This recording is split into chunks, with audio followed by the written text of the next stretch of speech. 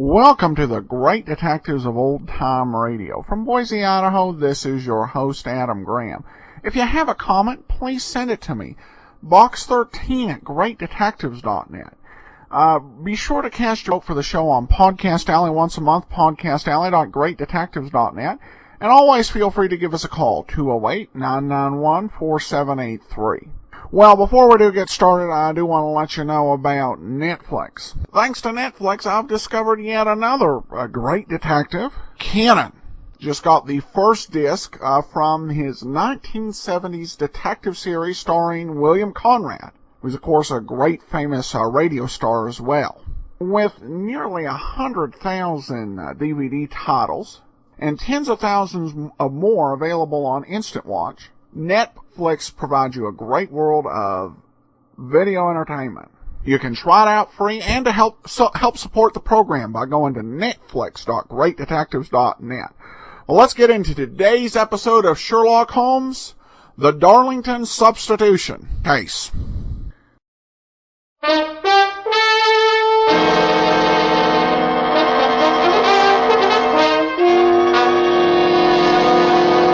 Kreml Hair Tonic and Kreml Shampoo present the new adventures of Sherlock Holmes, starring Nigel Bruce as Dr. Watson and Tom Conway as Sherlock Holmes.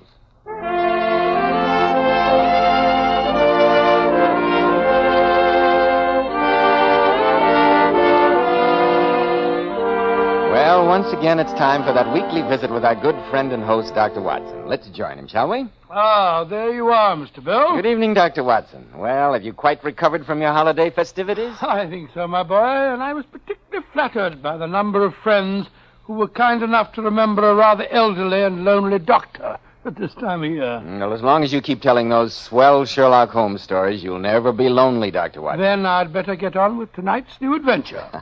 It involved us in one of the most shocking scandals of the 19th century. A scandal that, had it ever emerged in the light of day, might easily have brought ruin and disgrace to one of the most famous men who ever came a member of the House of Lords. Well, this one I've got to hear. But first I have a message for our listeners.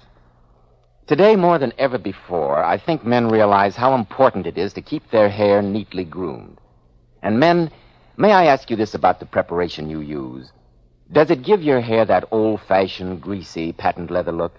When you run your hand back over your hair, does your hair feel greasy, sticky, or dirty?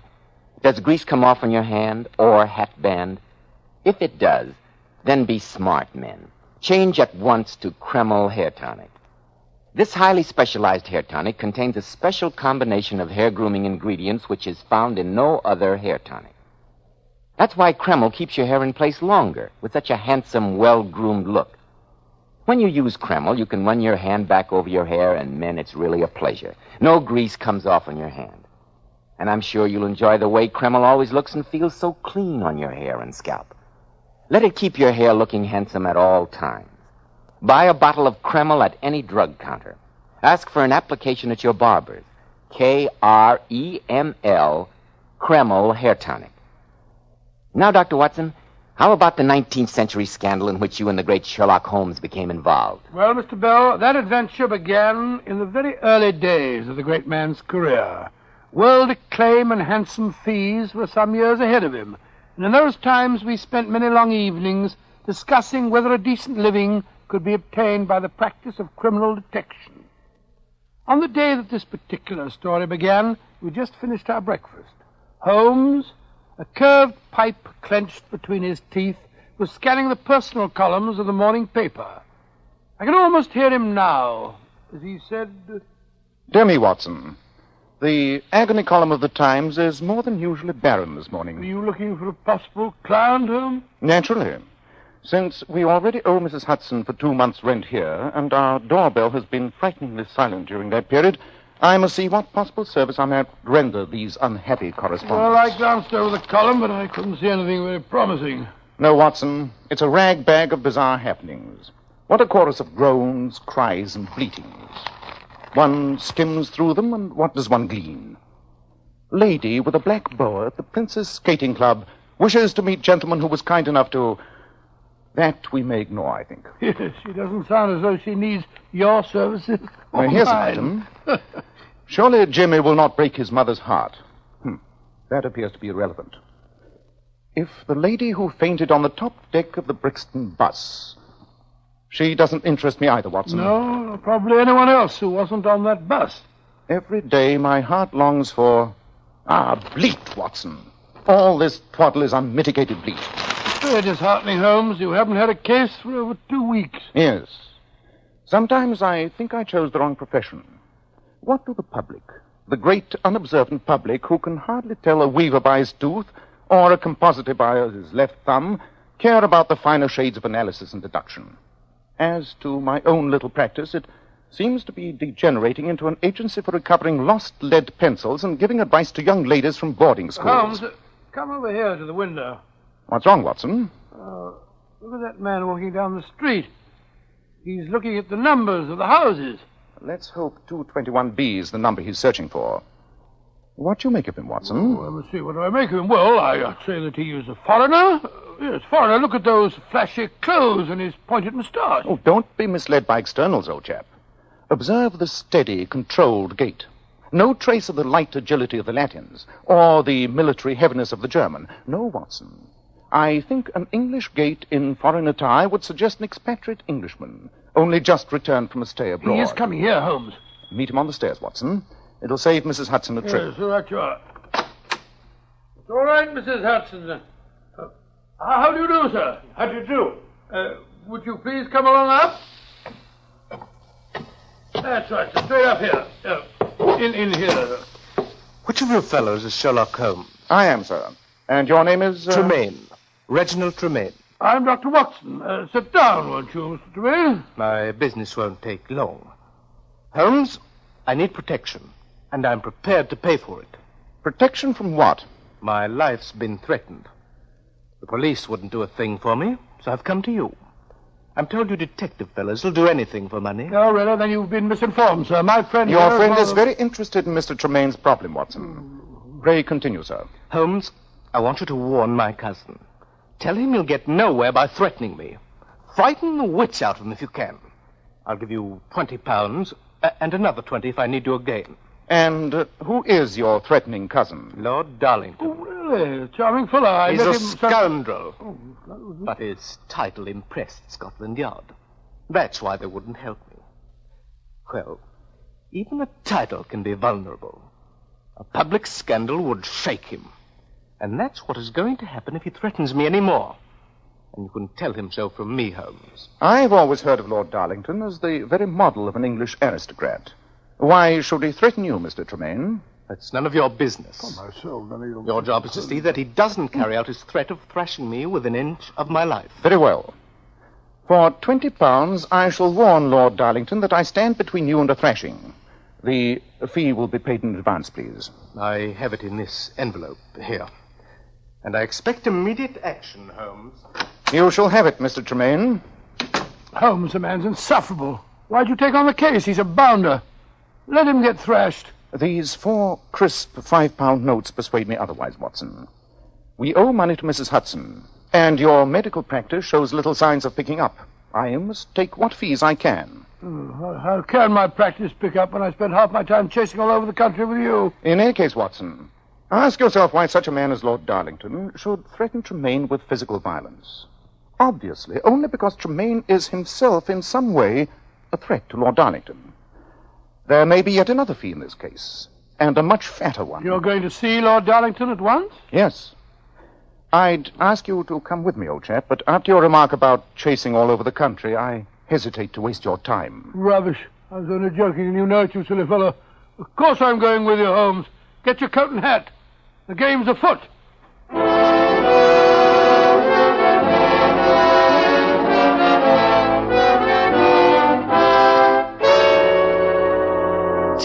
£10,000, my dear cousin, or the scandal will be spread all over London. It's preposterous, Reginald.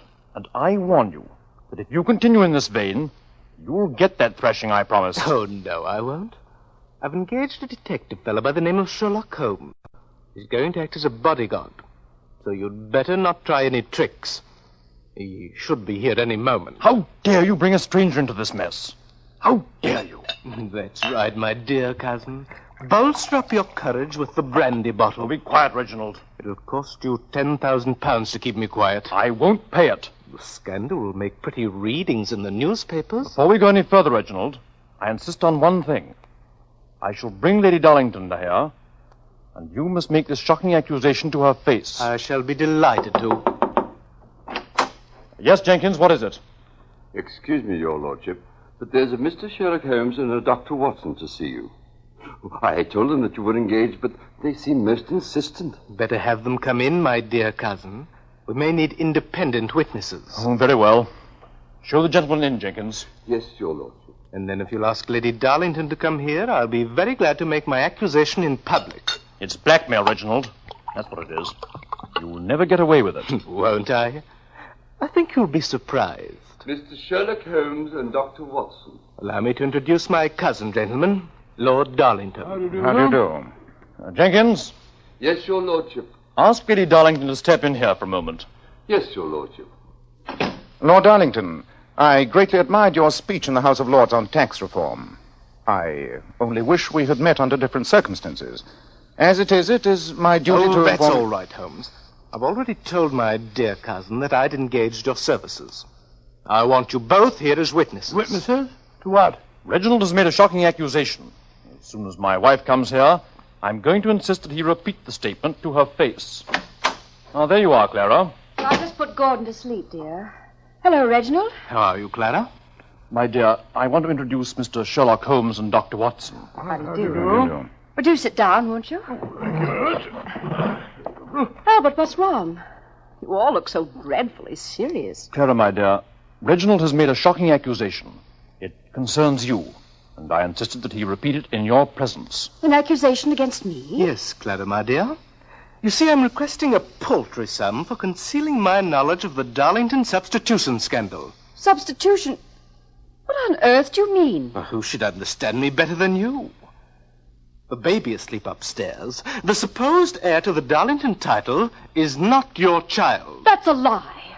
How dare you say that, Reginald? Lord Darlington, surely you were present at your son's birth? Well, as a matter of fact, I wasn't. I was abroad on government business at the time. My wife went to the country with a paid companion. My son was born there. Oh, no, my dear cousin.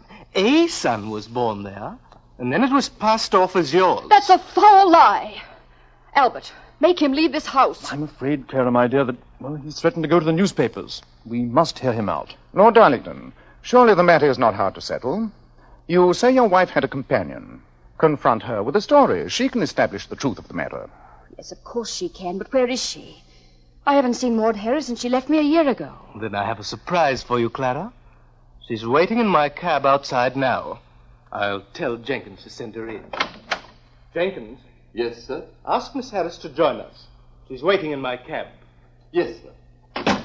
Albert, I don't know what devil's work Reginald's up to, but you don't believe him, do you? Of course not, Clara, darling. Mr. Tremaine, how did you get in touch with this Miss Harris? For an employee, you ask a lot of questions, Holmes. I met Maud Harris at Brighton last week. As soon as she knew I was the black sheep of the Darlington clan, she thought we might profitably put our heads together. And so you organized with the idea of blackmailing this poor lady. Such a valuable secret is surely worth a few £1,000s, Dr. Watson.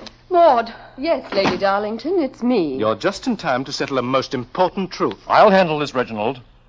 Young lady, as I understand it, you claim to know that the boy lying upstairs is not my son. Who should know better, your lordship? He's mine. Maud, how can you tell such a lie? It's no lie, and you know it, Lady Darlington. Your child was born dead. Albert, make her stop saying such things. Clara, my dear, control yourself. Let's hear this shocking tale to the end. Well, go on, young woman. You were abroad, Lord Darlington. When her ladyship lost her child, she was terrified. She knew how much you longed for a son, and she made this plan. Oh! I was a widow, and I was going to have a child, too. We fooled the villagers, even the doctor, by giving each other's names. And so my son was born as the Darlington heir. Maud, that's the most shocking lie I've ever heard. I can't stay here and listen to any more of it. Mr. Holmes, I understand you're a man of discretion and ability in such matters. What am I to do? I would like to ask this young lady a few questions.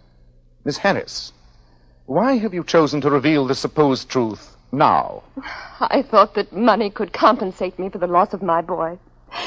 But I was wrong.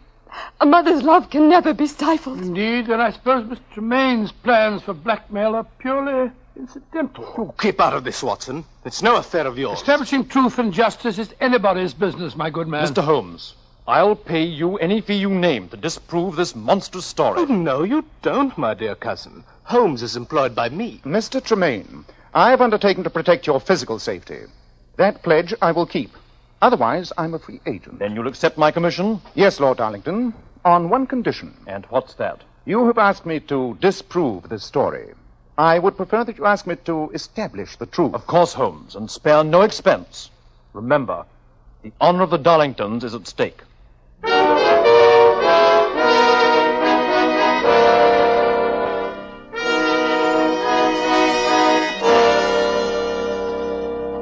Well, Holmes, little did I think when Tremaine called on us this morning that we'd end up the day tramping a village lane in Surrey, looking for a Dr. Godfrey. And yet, that gentleman must surely be able to give us the final answer.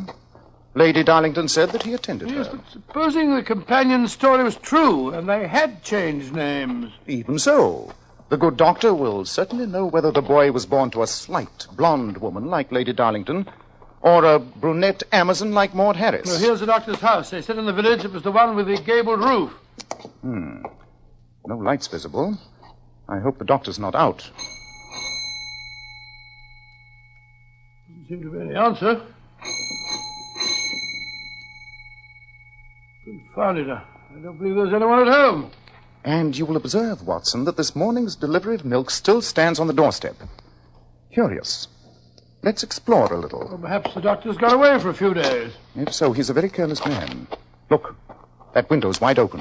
Do you think we might go in and look round? We not only might, we will go in. Too much is at stake to stand on ceremony. Strike a match, Watson. Right you are. I'll light that lamp. There you are. Holmes! Holmes, look! The figure slumped over the desk. Someone has reached the doctor before us. He's been shot through the chest. He's dead, Holmes. How long would you estimate he's been dead, Watson? About 24 hours, I say.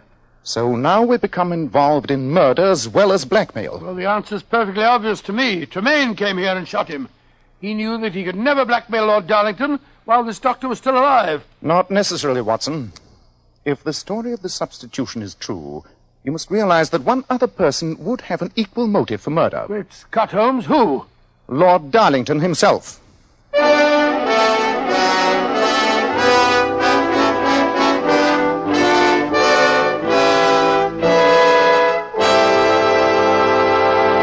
In just a moment, we'll rejoin Dr. Watson and Sherlock Holmes as they endeavor to solve the mystery.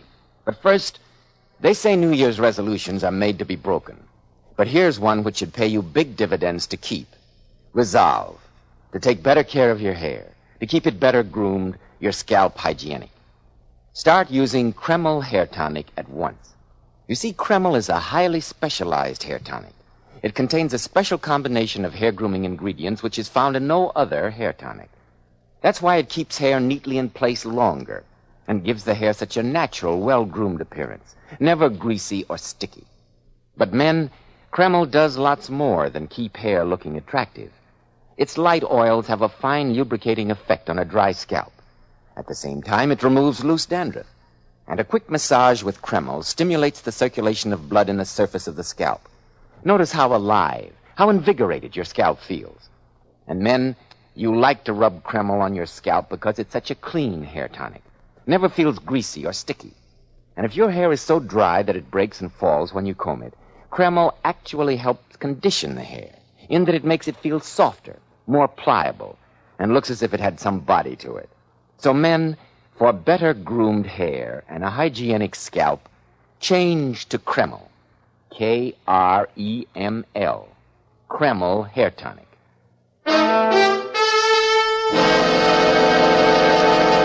Well, Dr. Watson, so you went to interview that village doctor and arrived there to find him dead. Yes, Mr. Bell, but before we reported the tragedy to the police, Sherlock Holmes conducted an intensive search of the dead man's room.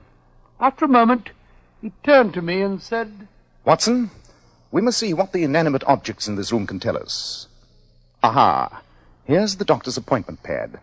Let's see who his last visitor was. Look, there's the name of Darlington. Yes, but that tells us little. If the companion's story is true, the word Darlington could refer to either of the women or to Lord Darlington himself. But what are these letters scribbled before the word Darlington? Why must doctors have such illegible handwriting? Doctors don't have illegible handwriting. I disagree. In fact, I've often thought they train you to write badly in medical colleges. Yes. The letters are R-E, Re Darlington. That means that someone was calling about the Darlington case. A fact we already knew. Yes, Let's see what else we can find. Hello. Look over here on the sideboard. Brandy decanter with a stopper left out. And one glass that has been drunk from. The killer must have had a drink after he shot the doctor. And in so doing, I think he gave us the clue to his identity. Oh, how? There's a speck on the rim of this glass. I think it's... the very thing, the doctor's microscope. Most convenient. What does it tell you, Holmes? Wait a minute. I was right. This speck on the glass is wax. Wax? Then that means the murderer used a candle. Oh, no, Watson. Oh, didn't... Come on. We must go back to the village and report his death, and then we'll catch the next train to London. Aren't you going to stay here and help the police? Why should I? Beyond telling them the name of the murderer. You mean you know who did it? Of course. And so should you. Well, I don't. But we don't know the answer to the Darlington Substitution scandal. That answer, Watson, still lies in London.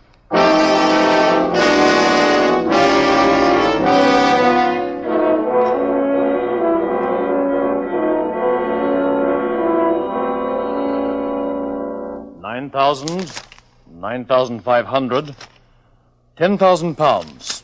Well, there you are, Reginald. Thank you, my dear cousin. I'll put the money in my bag, Reginald. Mr. Sherlock Holmes and Dr. Watson. Lord Darlington, that sheaf of banknotes in Miss Harris' hand. Surely you didn't pay the blackmail. I discussed the matter with my wife, Mr. Holmes. She's deeply upset. We both agreed that the scandal, once started, would cling to us for life, even if it was disproved later. That's why I paid the money. You engaged me as your representative in this case, Lord Darlington. Miss Harris, give that money back at once. It was a gift from Lord Darlington, in front of a witness. If you try to touch it, I shall send for a policeman. That won't be necessary. 2 of them are waiting in the anteroom now. Police? Oh, Holmes, you shouldn't have done it. I wanted no breath of this scandal to emerge from beyond these 4 walls. The fact that police are here has nothing to do with the problems of blackmail. I brought them here to apprehend a murderer. A murderer? What do you mean? Dr. Godfrey, your wife's physician, was shot dead during the past 24 hours. He was killed before he could tell us the true answer to the parentage of the child upstairs. Murdered? Oh, what a dreadful thing. Have you any idea who did it? Every idea, Lord Darlington.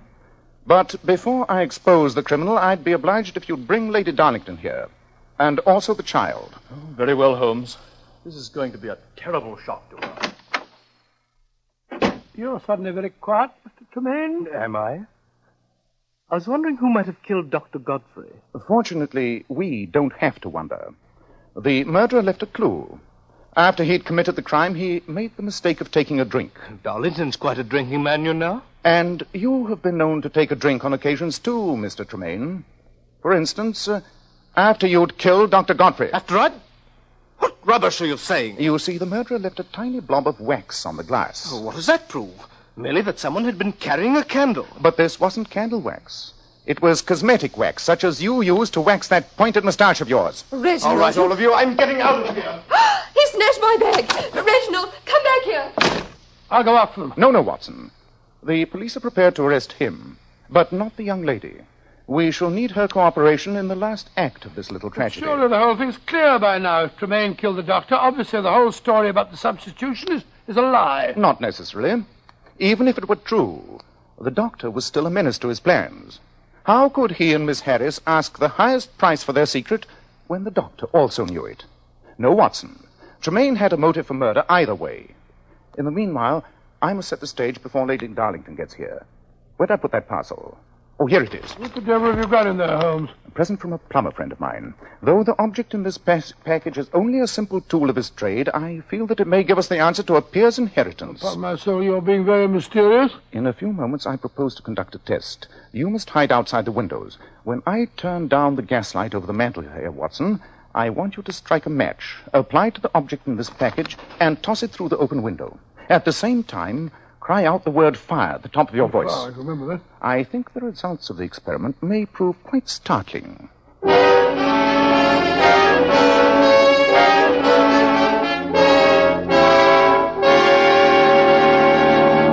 Lord Darlington, now that all the principals in this case are assembled, I shall conduct my experiment. Very well, Holmes. I don't see why I had to bring the boy down here. It's long past his bedtime. I assure you, Lady Darlington, that his presence is absolutely essential. Please place him in the bassinet on the sofa. All right. That's it. And you, Miss Harris, will you be good enough to place your handbag on the table? Very well, Mr. Holmes. But no funny business now. The police took it away from Reggie and gave it back to me. That money's mine. Each of you ladies claim to be the mother of that boy. Since scientific tests of parentage are notoriously unreliable, I shall conduct a simple experiment which I think may give us the truth in this matter. Now, I want both you ladies to come toward me with outstretched hands. That's it. I turn down the gaslight over the mantel. So. Fire! Fire! Oh, darling! It's all right. It's all right. If you look closely, you'll observe that this object is a perfectly harmless plumber's smoke rocket. Fire! Fire! You can drop the masquerade, Watson. The case is solved. Fire! Oh, is it Holmes? Holmes, what on earth are you up to? You'll notice that on the cry of fire, Miss Harris ran for her handbag containing the 10,000 pounds. Lady Darlington instinctively rushed to her son. I think, Lord Darlington, that there can no longer be any question of the child's parentage.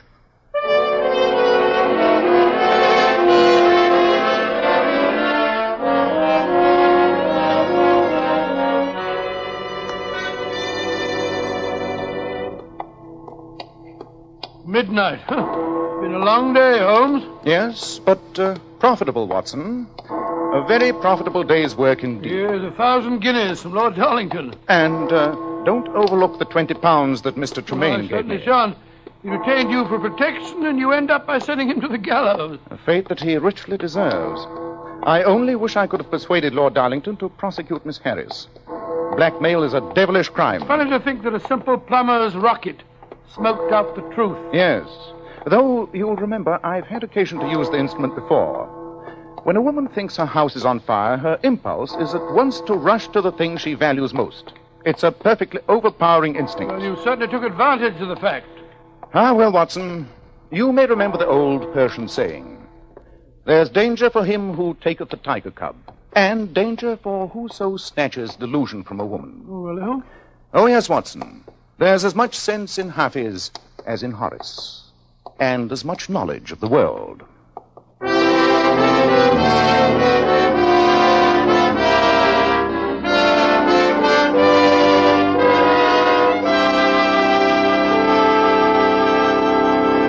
Well, Dr. Watson, that was a very exciting story. Thank you, Mr. Bell. Incidentally, don't you think you'd better tell our listeners about the change of day and time for our next meeting? Yes, of course.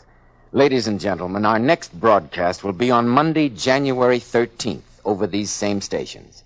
You better consult your newspaper for the time. Girls, have you noticed how men can't help but admire the bright, shimmering highlights in a woman's hair? Then why not follow the advice of the famous $1 Million Powers models? Girls noted for their glossy, bright hair. Powers models wash their hair with Kreml shampoo. This amazingly beautifying Kreml shampoo actually glamour bathes each tiny strand of hair and uncovers all its natural radiant luster. Yes, and Kreml shampoo never dries the hair. In fact, it has a beneficial oil base which helps keep the hair from becoming dry or brittle. Its luxurious active foam thoroughly cleanses the hair and scalp and removes all loose dandruff as well as the dirt. So, ladies, buy a bottle of Kreml shampoo at any drug counter. See how easy it is to glamour bathe your hair to a vision of tantalizing loveliness. Kreml, Kreml shampoo. Now, Dr. Watson, how about next week? It's not next week. Mr. Bell. It's a week from next Monday. Yes, of course. Well, what story are you going to tell us a week from next I Monday? think I'll tell you about the Devil's Foot. The Devil's Foot? What was that? I won't tell you now, Mr. Bell, but I will say that Sherlock Holmes and I never encountered a more gruesome or a more horrible mystery.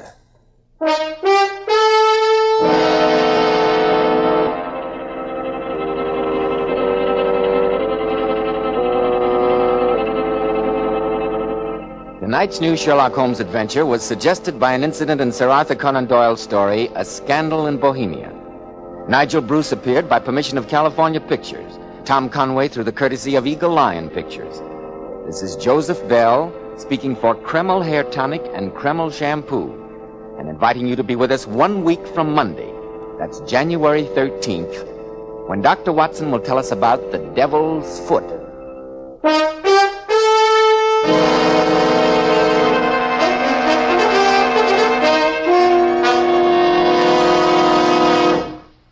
This is ABC, the American Broadcasting Company.